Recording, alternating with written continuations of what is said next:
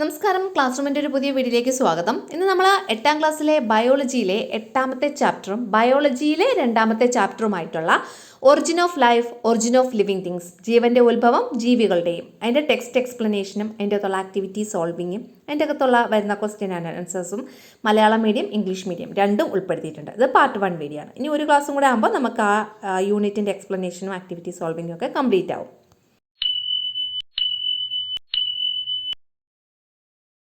അപ്പോൾ നമുക്ക് ക്ലാസ്സിലേക്ക് കടന്നാലോ. ബയോളജിയിലെ 7ാമത്തെ യൂണിറ്റ് നമ്മൾ കംപ്ലീറ്റ് ചെയ്തായിരുന്നു. ടെക്സ്റ്റ് എക്സ്പ്ലനേഷൻ എൻ്റെ നോട്ട് ഒക്കെ അപ്ലോഡ് ചെയ്തിട്ടുണ്ട്. അതൊക്കെ നമ്മളൊരു പ്ലേലിസ്റ്റ് ആക്കി ക്രിയേറ്റ് ചെയ്തിട്ടുണ്ട്. ആ പ്ലേലിസ്റ്റിൻ്റെ ലിങ്ക് ഡിസ്ക്രിപ്ഷൻ ബോക്സിൽ അവൈലബിൾ ആയിരിക്കും. അപ്പോൾ origin of life, origin of living things, ജീവൻ്റെയും ജീവികളുടെയും ഉത്ഭവം. ഫസ്റ്റ് ഇവിടെ ഒരു പാരഗ്രാഫ് കൊടുത്തിട്ടുണ്ട്. അതിലെന്താണെന്ന് പറഞ്ഞാൽ അതിലുള്ള കാര്യം എന്താണെന്ന് ഞാൻ പറഞ്ഞുതരാം. ഒരുപാട് വർഷങ്ങൾക്ക് മുമ്പ് ഭൂമിയിലെ ജീവജാലങ്ങൾ നമ്മൾ ഇന്ന് കാണുന്നതിൽ നിന്നും ഒരുപാട് വ്യത്യസ്തമായിരുന്നു. അവരുടെ വാസസ്ഥലം, കാലാവസ്ഥ, അവയ്ക്ക് ലഭിക്കുന്ന ആഹാരം, ഈ പറയുന്ന ബാഹ്യ ഘടകങ്ങളിലും പിന്നെ ജീവകോശങ്ങളിലെ ആന്തരിക ഘടകങ്ങളിലും ഒക്കെ ഉണ്ടായ മാറ്റമനുസരിച്ച് ജീവജാലങ്ങൾക്ക് പലതരത്തിൽ പരിണാമമുണ്ടായി. അങ്ങനെ പരിണാമമുണ്ടായാണ് ഇന്ന് കാണുന്ന ജീവജാലങ്ങൾ രൂപപ്പെട്ടത്. ഒരു എക്സാമ്പിൾ ഇവിടെ പറഞ്ഞിട്ടുള്ളത്, നീലത്തിമിംഗലം ഉൾപ്പെടെയുള്ള തിമിംഗല വിഭാഗങ്ങളുടെ പൂർവികൻ 50 ദശലക്ഷം വർഷങ്ങൾക്ക് മുമ്പ് ജീവിച്ചിരുന്ന പാക്കിസെറ്റസ് എന്ന പുരാതന സസ്തനിയായിരുന്നു. നീലത്തിമിംഗലത്തിൻ്റെ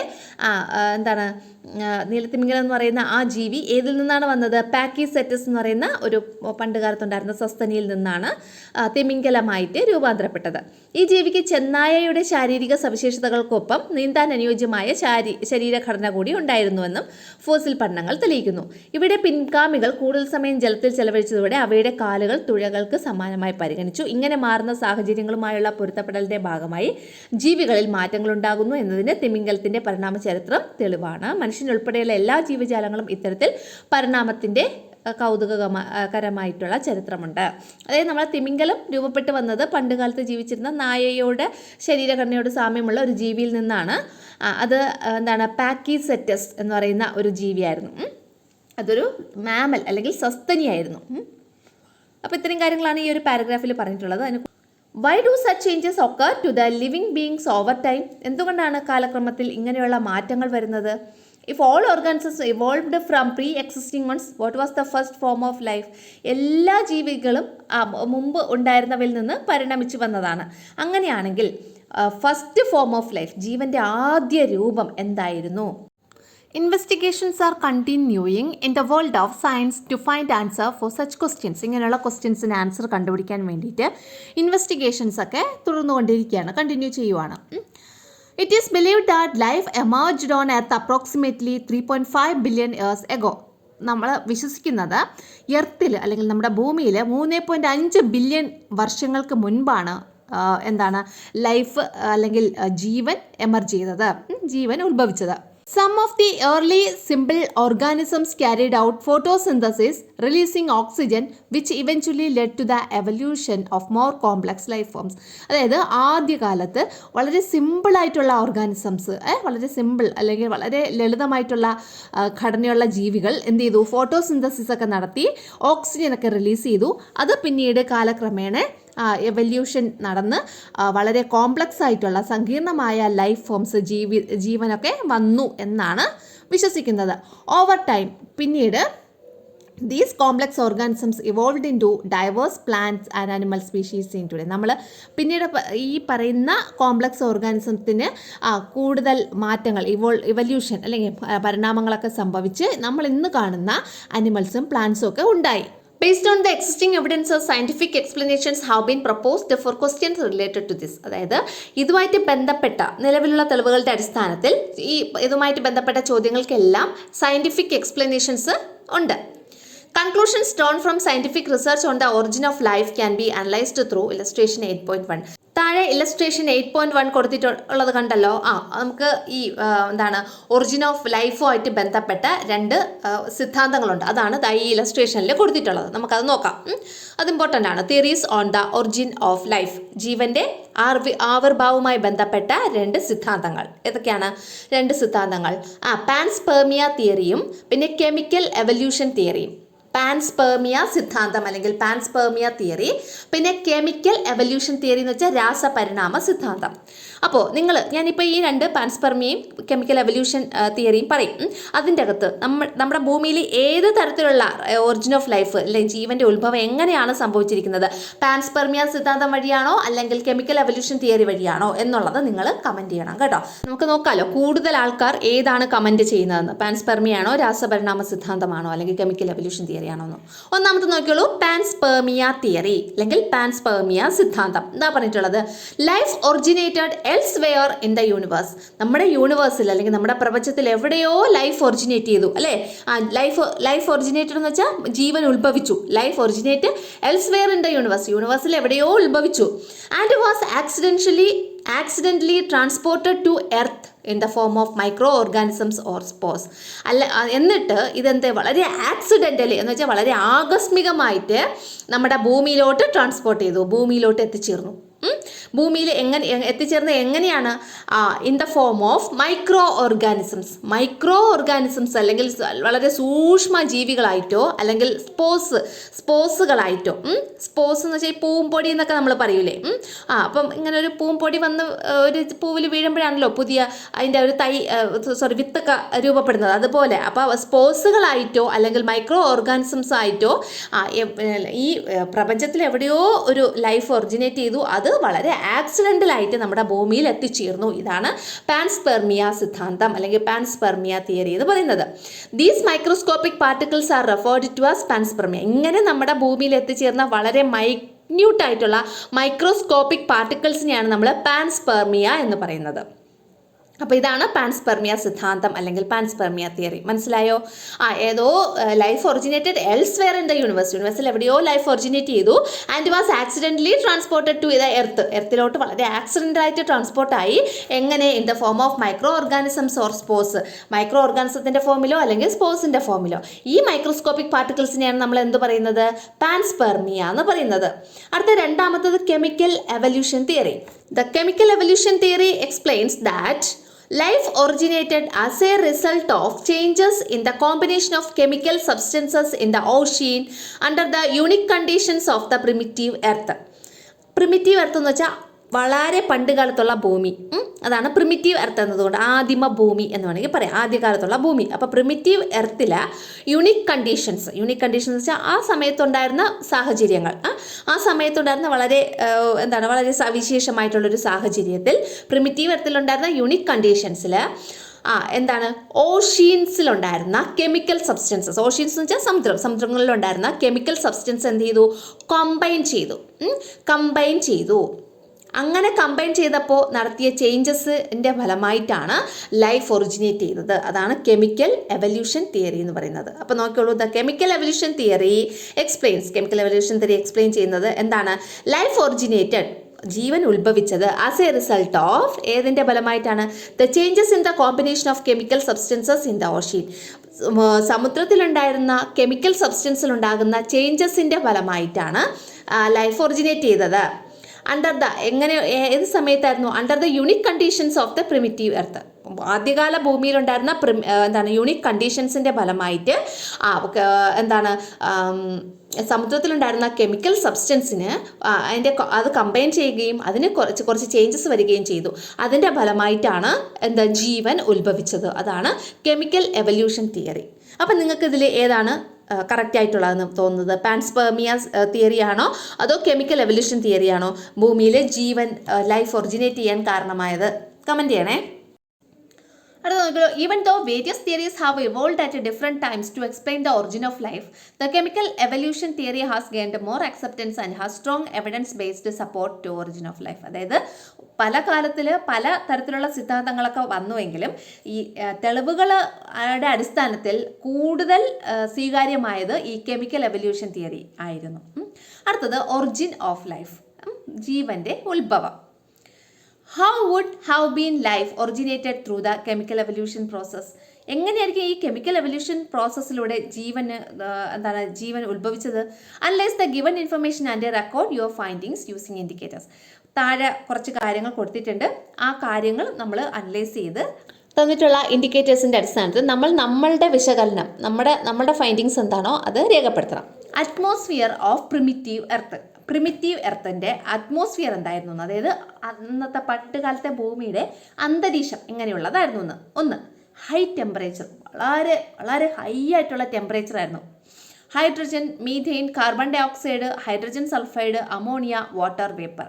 ഹൈഡ്രജൻ ഉണ്ട്, മീഥെയിൻ ഉണ്ട്, കാർബൺ ഡൈ ഓക്സൈഡ് ഉണ്ട്, ഹൈഡ്രജൻ സൾഫൈഡ് ഉണ്ട്, അമോണിയ ഉണ്ട്, നീരാവിയുണ്ട്. പിന്നെ നോ ഫ്രീ ഓക്സിജൻ, സ്വതന്ത്ര ഓക്സിജൻ അല്ലെങ്കിൽ ഫ്രീ ഓക്സിജൻ ഇല്ല.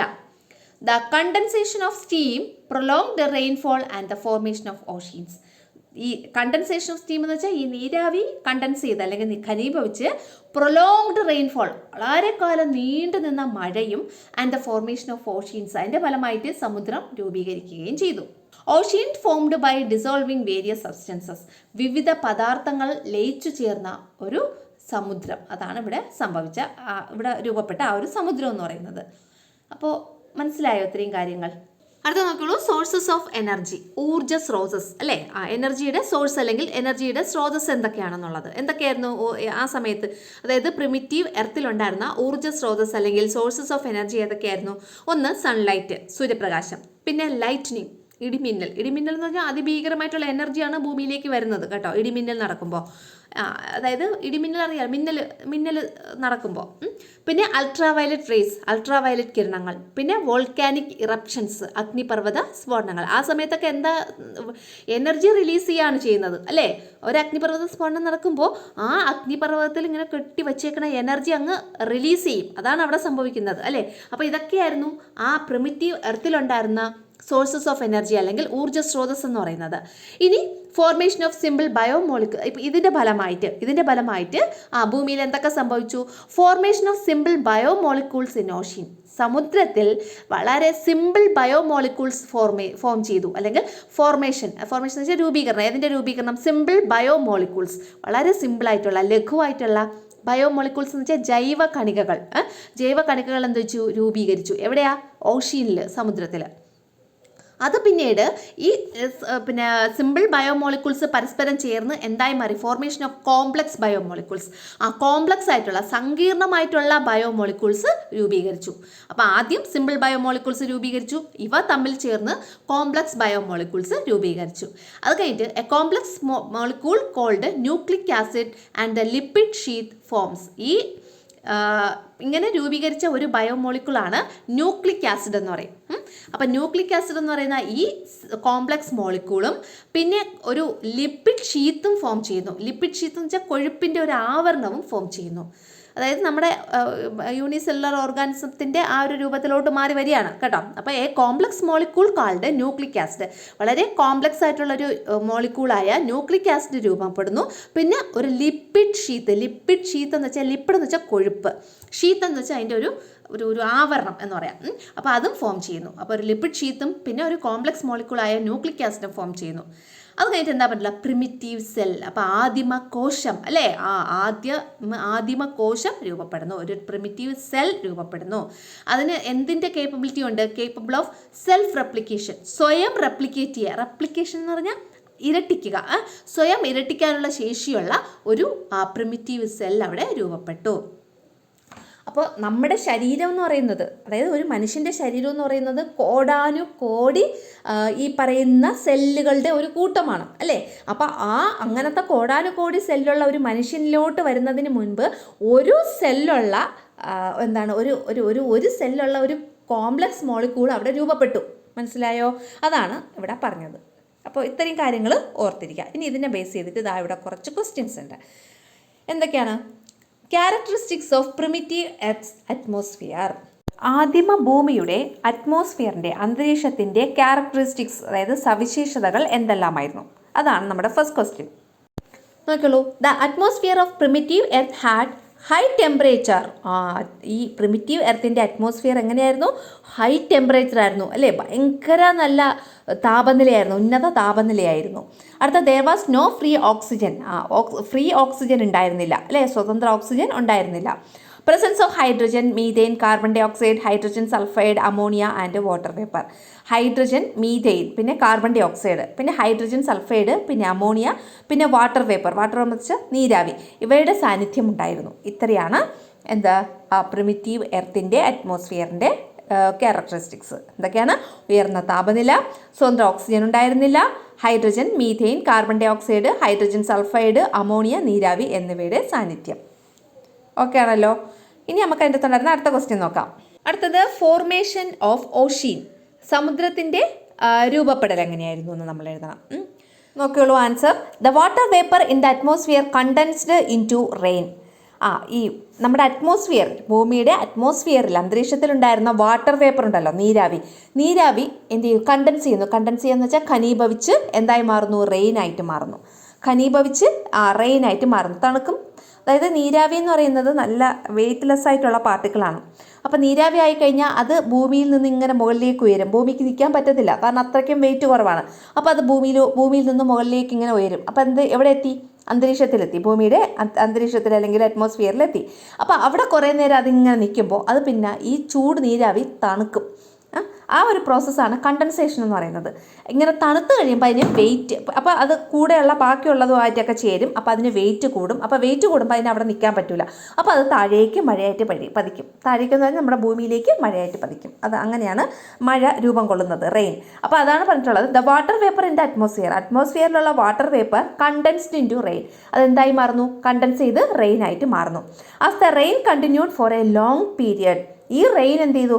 കണ്ടിന്യൂ ചെയ്തു ഫോർ എ ലോങ് പീരിയഡ്. ഒരുപാട് വർഷങ്ങൾ ഇത് അങ്ങ് കണ്ടിന്യൂ ചെയ്തുകൊണ്ടിരുന്നു. അതായത് ഒരുപാട് വർഷം നീണ്ടു നിന്നു ഈ മഴ. അതിനുശേഷം എന്ത് സംഭവിച്ചു? Oceans were formed. അതിൻ്റെ ഫലമായിട്ട് ഇങ്ങനെ കുറേ മഴ ഇങ്ങനെ പെയ്തപ്പോൾ അതിൻ്റെ ഫലമായിട്ട് അവിടെ എന്ത് ഫോം ചെയ്തു? ഓഷ്യൻസ് ഫോം ചെയ്തു. സമുദ്രം രൂപപ്പെട്ടു.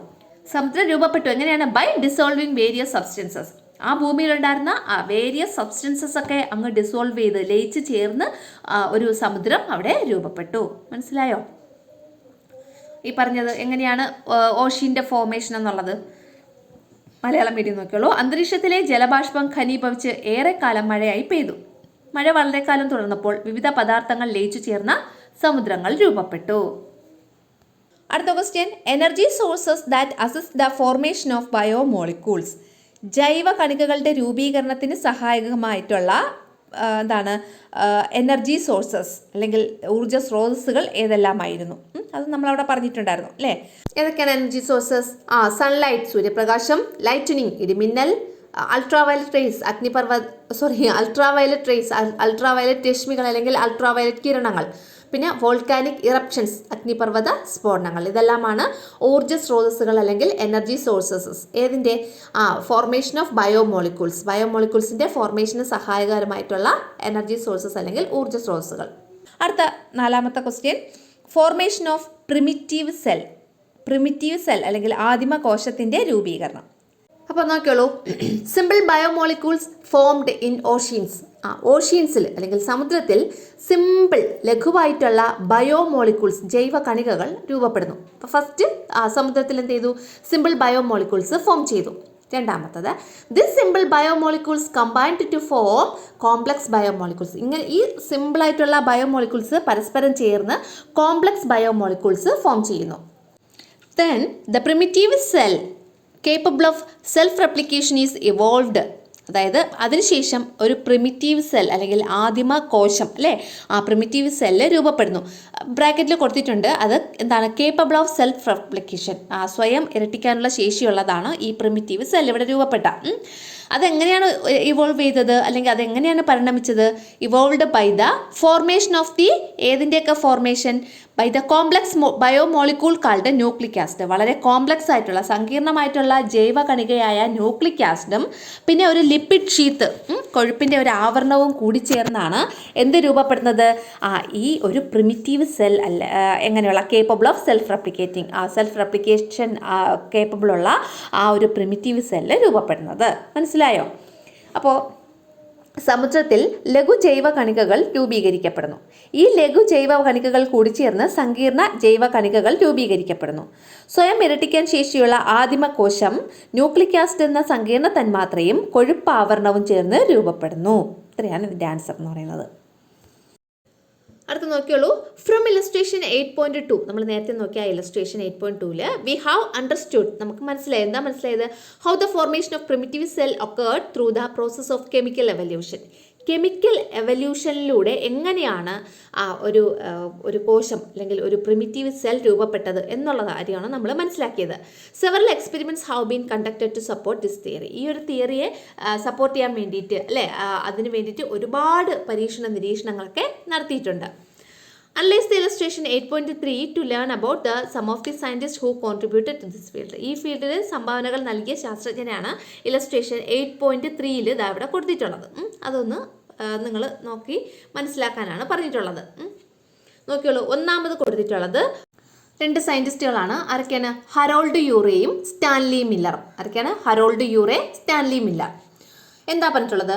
ടുഗദർ എന്ന് വെച്ചാൽ അവർ രണ്ടുപേരും കൂടിയിട്ട് പ്രൂവ് ഇറ്റ് ദാറ്റ്, തെളിയിച്ചു. എന്താ തെളിയിച്ചത്? പ്രൂവ് ചെയ്തത് the fundamental units responsible for the origin of life can form from simple gases. The fundamental units responsible for the origin of life, ജീവന്റെ ഉത്ഭവത്തിന് കാരണമായിട്ടുള്ള ഫണ്ടമെന്റൽ യൂണിറ്റ്സ് അല്ലെങ്കിൽ അടിസ്ഥാന ഘടകങ്ങൾ ക്യാൻ ബി ഫോം ചെയ്യാം. ഏതിൽ നിന്ന്? From simple gases. സിമ്പിൾ ഗ്യാസസിൽ നിന്ന്, അല്ലെങ്കിൽ ലളിതമായിട്ടുള്ള വാതകങ്ങളിൽ നിന്ന് ഫോം ചെയ്യാം, അല്ലെങ്കിൽ വാതകങ്ങളിൽ നിന്ന് രൂപപ്പെടും എന്നവർ കണ്ടുപിടിച്ചു. എന്താണ് രൂപപ്പെടുന്നത്? സിമ്പിൾ ഗ്യാസസിൽ നിന്ന് ലൈഫിൻ്റെ ഒറിജിന് കാരണമായിട്ടുള്ള ഫണ്ടമെന്റൽ യൂണിറ്റ്സ്. അപ്പോൾ ലൈഫിൻ്റെ ഒറിജിന് കാരണമായിട്ടുള്ള ഫണ്ടമെന്റൽ യൂണിറ്റ്സ് ഈ സിമ്പിൾ ഗ്യാസസിൽ നിന്ന് രൂപപ്പെടാം എന്ന് പ്രൂവ് ചെയ്ത 2 ആൾക്കാരാണ് ആരൊക്കെ? ഹറോൾഡ് യൂറേയും പിന്നെ സ്റ്റാൻലി മില്ലറും. മനസ്സിലായോ? ഇതാണ് അവരുടെ കണ്ടുപിടുത്തം എന്ന് പറയുന്നത്. അപ്പോൾ എന്താ ഇവിടെ പറഞ്ഞിട്ടുള്ളത്? ടുഗദർ പ്രൂവ് ദാറ്റ്, അവർ രണ്ടുപേരും കൂടെ ഒരുമിച്ച് പ്രൂവ് ചെയ്തു that the fundamental units responsible for the origin of life അല്ലെങ്കിൽ ജീവന്റെ ഉത്ഭവത്തിന് കാരണമായിട്ടുള്ള റെസ്പോൺസിബിൾ ആയിട്ടുള്ള ഫണ്ടമെന്റൽ യൂണിറ്റ്സ് അടിസ്ഥാന ഘടകങ്ങൾ ക്യാൻ ഫോം ചെയ്യാൻ കഴിയും. ഏതിൽ നിന്ന്? ഫ്രം സിമ്പിൾ ഗ്യാസസിൽ നിന്ന് ഫോം ചെയ്യാൻ കഴിയും എന്ന് കണ്ടുപിടിച്ചു. ഇനി രണ്ടാമത്തെ ആളുടെ പേരാണ് സിഡ്നി ഫോക്സ്. ആരാണ് ഇത്? നമ്മൾ ഇമ്പോർട്ടൻ്റ് ആയിട്ടുള്ള കാര്യങ്ങളാണ് 2-3 വട്ടം ഇങ്ങനെ റിപ്പീറ്റ് ചെയ്ത് പറയുന്നത്. അത് നമുക്ക് മനസ്സിലാവുന്നതിനും പഠിക്കുന്നതിനും വേണ്ടിയിട്ടാണ്. അല്ലാതെ നമ്മൾ പഠിക്കേണ്ടാത്തതായിട്ടുള്ള പോയിന്റ്സ് വെറുതെ അങ്ങ് പറഞ്ഞു പോവുകയാണ് ചെയ്യുന്നത് കേട്ടോ. അപ്പോൾ ഇങ്ങനെ 2-3 വട്ടം പറയുന്ന കാര്യങ്ങൾ പഠിക്കാം. അടുത്തത് സിഡ്നി ഫോക്സ് എന്താ കണ്ടുപിടിച്ചത്? പ്രൂവ് ഇറ്റ് ദാറ്റ്, അദ്ദേഹം പ്രൂവ് ചെയ്തത് molecules similar to proteins can be synthesized artificially. ഈ പ്രോട്ടീനിന് സിമിലർ ആയിട്ടുള്ള മോളിക്യൂൾസ്, പ്രോട്ടീന് സമാനമായിട്ടുള്ള മോളിക്യൂൾസ് അല്ലെങ്കിൽ തന്മാത്രകളെ നമുക്ക് ആർട്ടിഫിഷ്യലായിട്ട് അല്ലേ, കൃത്രിമമായിട്ട് സിന്തസൈസ് ചെയ്യാം എന്ന് കണ്ടുപിടിച്ച വ്യക്തിയാണ് സിഡ്നി ഫോക്സ്. മനസ്സിലായ? പ്രൂവ് ദാറ്റ് എന്താണ്? മോളിക്യൂൾസ് സിമിലർ ടു പ്രോട്ടീൻസിന് സിമിലർ ആയിട്ടുള്ള മോളിക്യൂൾസിനെ ക്യാൻ ബി സിന്തസൈസ്ഡ്, നമുക്ക് സിന്തസൈസ് ചെയ്യാൻ, നിർമ്മിക്കാനാവും. എങ്ങനെ? ആർട്ടിഫിഷ്യലായിട്ട് അല്ലെങ്കിൽ കൃത്രിമമായിട്ട്. മനസ്സിലായല്ലോ? അതാണ് സിഡ്നി ഫോക്സ് കണ്ടുപിടിച്ചത്. അടുത്ത വ്യക്തിയാണ് ജോൺ ഓറോ. ആരാണ്? Joan Oro. അപ്പോൾ ജോൺ ഓറോ എന്താ കണ്ടുപിടിച്ചത്? Adenine, one of the key building blocks of nucleic acid. Nucleic ആസിഡിൻ്റെ ഒരു ബിൽഡിംഗ് ബ്ലോക്കാണ് അഡിനിൻ എന്ന് പറയുന്നത്. ഇതൊക്കെ നമ്മളിനി പഠിക്കും കേട്ടോ, ന്യൂക്ലിക് ആസിഡ് ഒക്കെ എന്താണെന്നുള്ളത്. അപ്പോൾ ന്യൂക്ലിക് ആസിഡിൻ്റെ ഒരു ബിൽഡിംഗ് ബ്ലോക്ക് ആയിട്ടുള്ള അഡിനിൻ എന്ന് പറയുന്നത് എന്താണ്? വാസ് ആർട്ടിഫിഷ്യലി സിന്തസൈസ്ഡ്, നമുക്ക് കൃത്രിമമായിട്ട് നിർമ്മിക്കാൻ കഴിയും എന്ന് കണ്ടുപിടിച്ച ആളാണ് ജോവാൻ ഓറോ. മനസ്സിലായോ? അപ്പോൾ ജോവാൻ ഓറോ എന്താ കണ്ടുപിടിച്ചത്? Adenine can be synthesized artificially. Adenine എന്ന് പറയുന്നത് നമുക്ക് ആർട്ടിഫിഷ്യലായിട്ട് സിന്തസൈസ് ചെയ്യാം. എന്താണ് ഈ അഡിനിൻ എന്ന് പറയുന്നത്? One of the key building blocks of nucleic acid. ആ ന്യൂക്ലിക് ആസിഡിൻ്റെ കീ ബിൽഡിംഗ് ബ്ലോക്സ് ആണ് ഈ പറയുന്ന അഡിനിൻ എന്ന് പറയുന്നത്. ഓക്കെ, അതാണ് ജോവാൻ ഓറോ കണ്ടുപിടിച്ചത്. അപ്പോൾ ഇത്രയും കാര്യങ്ങളാണ് ഈ 8.3 എന്ന് പറയുന്ന ഈ ഒരു ഇലസ്ട്രേഷനിൽ തന്നിട്ടുള്ളത്. ഇമ്പോർട്ടൻ്റ് ആണ് കേട്ടോ. അടുത്ത നോക്കിയോളൂ. There are several experimental evidences to substantiate chemical evolution theory. ഈ കെമിക്കൽ എവല്യൂഷൻ തിയറിക്ക് അല്ലെങ്കിൽ രാസപരിണാമ സിദ്ധാന്തത്തിന് സബ്സ്റ്റാൻഷിയേറ്റ് സാധൂകരണം നൽകുന്ന സെവറൽ എക്സ്പെരിമെന്റൽ എവിഡൻസസ്, നിരവധി പരീക്ഷണ തെളിവുകളൊക്കെ ഉണ്ട്. The Urey Miller experiment in which, അതിലൊരെണ്ണമാണ് ഈ യൂറേ മില്ലർ എക്സ്പെരിമെൻ്റ് എന്ന് പറയുന്നത്. യൂറേ മില്ലർ എക്സ്പെരിമെൻ്റ്, അതായത് ഹാരോൾഡ് യൂറേയും പിന്നെ സ്റ്റാൻലി മില്ലറും കൂടെ നടത്തിയ ഒരു എക്സ്പെരിമെൻ്റ് ആണ്. അവിടെ അവരെന്താ ചെയ്തതെന്നറിയോ? In which the atmosphere of primitive earth, primitive എർത്തിൻ്റെ അല്ലെങ്കിൽ ആദിമ ഭൂമിയുടെ അറ്റ്മോസ്ഫിയർ അവരെന്ത് ചെയ്തെന്ന് അറിയാമോ, വാസ് റീക്രിയേറ്റഡ് ഇൻ ദ ലബോറട്ടറിയിൽ അവർ റീക്രിയേറ്റ് ചെയ്തു. അവർ പുനഃസൃഷ്ടിച്ചു അല്ലേ, റീക്രിയേറ്റ് ചെയ്തു. ഇവരുടെ ആ ഒരു പരീക്ഷണ സംവിധാനമാണ് ഇലസ്ട്രേഷൻ 8.4 കൊടുത്തിട്ടുള്ളത്. എന്നിട്ട് അതിനെ ബേസ് ചെയ്തിട്ട് അതിൻ്റെ ഡെസ്ക്രിപ്ഷൻ കൊടുത്തിട്ടുണ്ട്. അതിനെ ബേസ് ചെയ്തിട്ടുള്ള ടേബിൾ 8.1 നമ്മൾ കംപ്ലീറ്റ് ചെയ്യാനാണ് പറഞ്ഞിട്ടുള്ളത്. അപ്പം നമുക്ക് അവരുടെ ആ ഒരു ഇലസ്ട്രേഷൻ നോക്കാം. ഏതിൻ്റെ? യൂറോ മില്ലർ എക്സ്പെരിമെൻറ്റിൻ്റെ. ഇതാണ് അവരുടെ എക്സ്പെരിമെൻ്റ് എന്ന് പറയുന്നത്. കണ്ടോ, ഇതാണ് അതിൻ്റെ ഒരു ഇലസ്ട്രേഷൻ കൊടുത്തിട്ടുള്ളത്. യൂറോ മില്ലർ എക്സ്പെരിമെൻറ്റിൻ്റെ ഒരു ഇലസ്ട്രേഷൻ ഇതാണ്. ഇനി അതിൻ്റെ ഒരു ഡിസ്ക്രിപ്ഷൻ ഇവിടെ കൊടുത്തിട്ടുണ്ട്. This experiment was conducted by, ഈ എക്സ്പെരിമെൻറ്റ് നടത്തിയത്, ഈ പരീക്ഷണം നടത്തിയത് എങ്ങനെയാണ്? ബൈ ആർട്ടിഫിഷ്യലി റീക്രിയേറ്റിംഗ്, കൃത്രിമമായിട്ട് റീക്രിയേറ്റ് ചെയ്തു. എന്ത്? The conditions of primitive earth in a laboratory. Primitive എർത്തിൻ്റെ കണ്ടീഷൻസ്, ആദിമ ഭൂമിയിലെ സാഹചര്യങ്ങൾ നമ്മൾ ലബോറട്ടറിയിൽ റീക്രിയേറ്റ് ചെയ്തു. എങ്ങനെ? ആർട്ടിഫിഷ്യലായിട്ട്, കൃത്രിമമായിട്ട്. ത്രൂ ദിസ് എക്സ്പെരിമെൻറ്റ്, ഈ ഒരു എക്സ്പെരിമെൻറ്റിലൂടെ scientist were able to synthesise amino acids the biomolecules. ഈ പരീക്ഷണത്തിലൂടെ എന്തൊക്കെ നിർമ്മിക്കാൻ കഴിഞ്ഞു? സയൻറ്റിസ്റ്റിന് സിന്തസൈസ് എന്ന് വെച്ചാൽ നിർമ്മിക്കുക. എന്തൊക്കെ നിർമ്മിച്ചു? അമിനോ ആസിഡ് നിർമ്മിച്ചു, പിന്നെ ബയോമോളിക്യൂൾസ് നിർമ്മിച്ചു. അപ്പോൾ ഈ പരീക്ഷണത്തിലൂടെ അമിനോ ആസിഡ്സും ബയോമോളിക്യൂൾസും ഒക്കെ നിർമ്മിച്ചു. ഇത് പ്രൊവൈഡ് ചെയ്തു, ഇത് നൽകി. എന്ത് നൽകി? എവിഡൻസ് ദാറ്റ്, എന്തിനുള്ള എവിഡൻസ് അല്ലെങ്കിൽ എന്തിനൊക്കെ ഉള്ള എവിഡൻസ് ആണ് ഇത് നൽകിയത്? Under suitable conditions, biomolecules can be formed from inorganic components. Biomolecules അല്ലെങ്കിൽ ജൈവ തന്മാത്രകൾ നമുക്ക് ഫോം ചെയ്യാം, നിർമ്മിക്കാം. എവിടെ നിന്ന് നിർമ്മിക്കാം? ഫ്രം ഇൻഓർഗാനിക് കമ്പണൻസ്, ഇൻഓർഗാനിക് ആയിട്ടുള്ള കമ്പണൻസിൽ നിന്ന്. ഇൻഓർഗാനിക് എന്ന് വെച്ചാൽ അജൈവിക തന്മാത്രകൾ.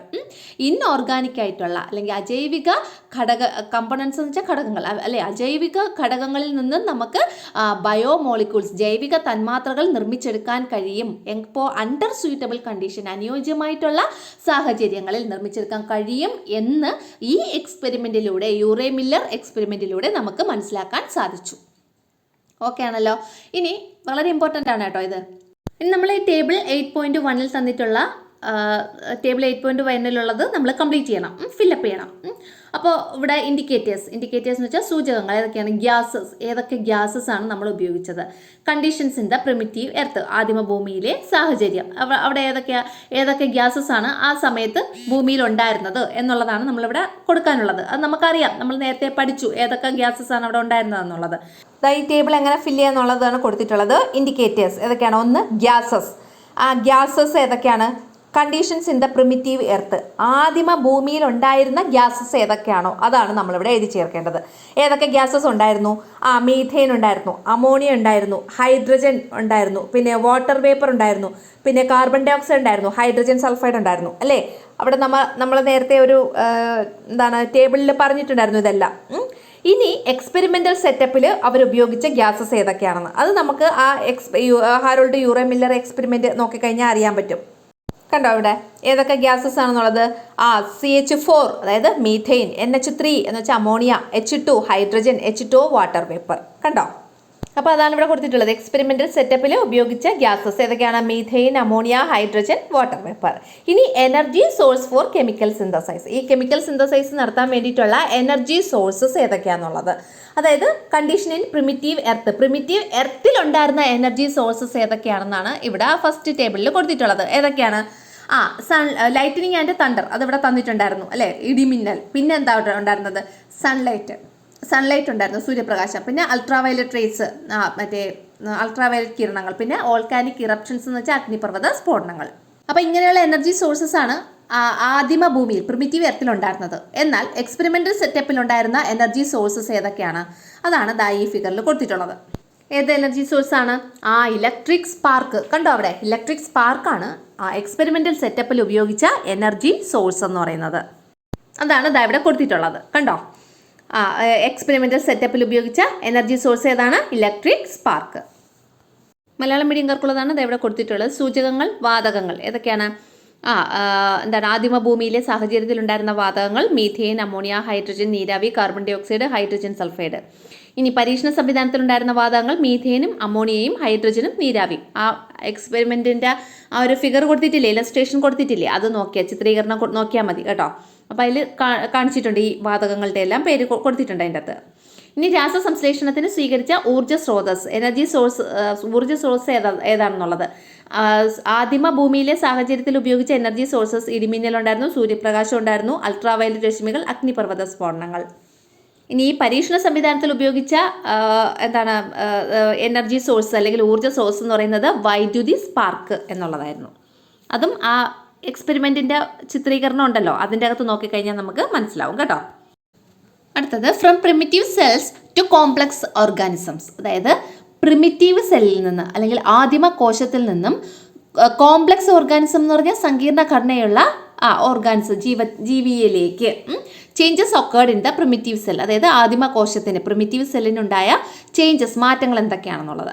The primitive cell is composed of nucleic acids capable of self-replication and a lipid layer covering it. The primitive cell is composed of, ഒരു പ്രിമിറ്റീവ് സെൽ അല്ലെങ്കിൽ ആദിമ കോശം എന്ന് പറയുന്നത് കമ്പോസ് ചെയ്തിട്ടുള്ളത്, നിർമ്മിച്ചിരിക്കുന്നത് ഏതൊക്കെ കൊണ്ടാണ്? ന്യൂക്ലിക് ആസിഡ് പിന്നെ and A lipid layer covering it, ഒരു ലിപ്പിഡ് ലെയർ, ഒരു കൊഴുപ്പ് പാളിയും ചേർന്നാണ് അതിനെ കവർ ചെയ്തിട്ടുള്ള, അതായത് ഈ ന്യൂക്ലിക് ആസിഡിനെ കവർ ചെയ്തിട്ടുള്ള ഒരു ലിപ്പിഡ് ലെയറും ചേർന്നാണ് ഒരു പ്രിമിറ്റീവ് സെൽ നിർമ്മിച്ചിട്ടുള്ളത്. ഇനി ഈ ന്യൂക്ലിക് ആസിഡ് എങ്ങനെയുള്ളതാണ്? കേപ്പബിൾ ഓഫ് സെൽഫ് റെപ്ലിക്കേഷൻ എന്ന് വെച്ചാൽ സ്വയം ഇരട്ടിക്കാനുള്ള, റെപ്ലിക്കേഷൻ എന്ന് വെച്ചാൽ ഇരട്ടിക്കുക, സെൽഫ് റെപ്ലിക്കേഷൻ എന്ന് വെച്ചാൽ സ്വയം ഇരട്ടിക്കുക. അപ്പോൾ സ്വയം ഇരട്ടിക്കാൻ കേപ്പബിൾ ആയിട്ടുള്ള, സ്വയം ഇരട്ടിക്കാൻ ശേഷിയുള്ള ഒരു ന്യൂക്ലിക് ആസിഡും പിന്നെ ഒരു ലിപ്പിഡ് ലെയറും, ഒരു കൊഴുപ്പിൻ്റെ ഒരു ലെയറും പാളിയും, അത് കവർ ചെയ്ത് ഈ ന്യൂക്ലിക് ആസിഡിനെ കവർ ചെയ്ത് ഒരു കൊഴുപ്പിൻ്റെ പാളിയും ഉണ്ടാവും. ഇത് രണ്ടും കൂടെ ചേർന്നാണ് ഒരു പ്രിമിറ്റീവ് സെല്ല് നിർമ്മിച്ചിട്ടുള്ളത്. മനസ്സിലായോ ഈ പറഞ്ഞത്? Primitive forms like bacteria evolved from this primitive cell. Primitive ഫോമായിട്ടുള്ള ഈ ഒരു ബാക്ടീരിയ പരിണമിച്ചത് ഈ ഒരു പ്രിമിറ്റീവ് സെല്ലിൽ നിന്നാണ്. പ്രിമിറ്റീവ് ഫോമായ ബാക്ടീരിയ പരിണമിച്ചു വന്നത്. These simple structured cells which were formed in the beginning are called prokaryotes. ഇങ്ങനെയുള്ള സിമ്പിൾ സ്ട്രക്ചേർഡ് സെൽ, ഇങ്ങനെയുള്ള സിമ്പിൾ സ്ട്രക്ചറുള്ള ലളിത ഘടനയുള്ള സെൽസ്, കോശങ്ങൾ എന്ന് പറയുന്നത് which were formed in the ബിഗിനിങ്ങിൽ രൂപപ്പെട്ട ഇങ്ങനെയുള്ള സിമ്പിൾ സ്ട്രക്ചേർഡ് സെൽസിനെയാണ് നമ്മൾ എന്ത് പറയുന്നത്? പ്രോക്യാരിയോട്സ് എന്ന് പറയുന്നത്. അപ്പോൾ എന്താണ് പ്രോക്യാരിയോട്സ് എന്ന് മനസ്സിലായോ? എന്താണ് പ്രോക്യാരിയോട്സ്? പ്രോ എന്ന് വെച്ചാൽ ആദ്യത്തെ രൂപം അല്ലേ എന്നുള്ള ഒരു മീനിങ്ങിലാണ് നമ്മൾ പ്രോ എന്ന് പറയുന്ന ആ വേർഡ് യൂസ് ചെയ്യുന്നത്. എന്താണ് പ്രോക്യാരിയോട്സ്?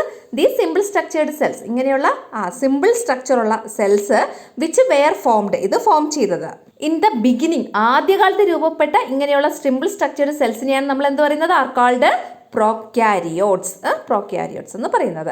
ഇനി from prokaryotic cells to eukaryotic cell, അതിനുശേഷം ഈ പ്രോക്യാരിയോട്ടിക് സെൽസ് ആണ് ആദ്യം വന്നത്. അതിനുശേഷം ഈ പ്രോക്യാരിയോട്ടിൽ നിന്ന് രൂപമാറ്റം സംഭവിച്ച് വന്ന സെൽസാണ് യൂക്യാരിയോട്ടിക് സെൽസ് എന്ന് പറയുന്നത്. ഓക്കെ, ഇനി നമുക്കത് ആണ് പഠിക്കാനുള്ളത്. അപ്പോൾ ഇതിൻ്റെ അടുത്ത പാർട്ട് നമുക്ക് അടുത്ത ക്ലാസ്സിലെടുക്കാം. ഇത് ഒരുപാട് വലിയ യൂണിറ്റ് അല്ല, ഇനി ഒരു ക്ലാസ് കൊണ്ടുണ്ടെങ്കിൽ നമുക്ക് ആ യൂണിറ്റിൻ്റെ എക്സ്പ്ലനേഷൻ കംപ്ലീറ്റ് ചെയ്യാൻ പറ്റും. പിന്നെ അതിൻ്റെ അടുത്ത ക്ലാസ്സിൽ നമുക്ക് ഇതിൻ്റെ നോട്ട് ഒരു ക്ലാസ് കൊണ്ട് കംപ്ലീറ്റ് ചെയ്ത് തരാം.